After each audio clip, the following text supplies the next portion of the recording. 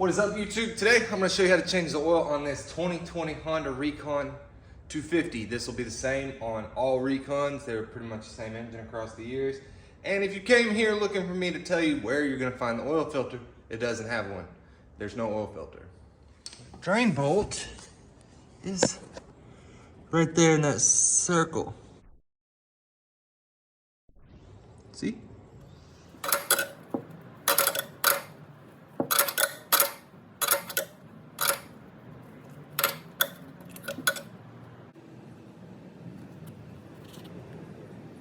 All right, after it is drained, we are going to put the drain bolt back in it. The dipstick is on the left-hand side of the engine. We're gonna use this. This takes right under 2 quarts, something like 1.6, 1.7. So that also depends on exactly how much might still be sitting in the engine. We're gonna dump a whole quart in, and then we are going to dump half of that one in and check the oil. I'm using Honda oil because I got it. It was free. Otherwise, if I was paying for it, I use Rotella. You gotta make sure you use an oil that is wet clutch specified or spec'd, because the other friction modifiers will mess your clutches up, will make your clutch slip like crazy, and no longer function well.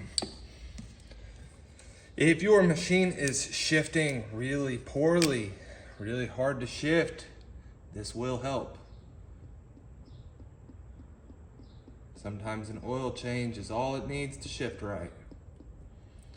And we have dumped 28, what's half of 28? 14?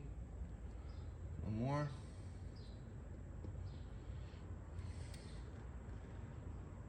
It's still not down to 14.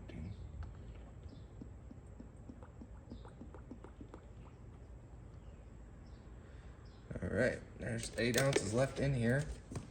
Let's take a look and see how it is.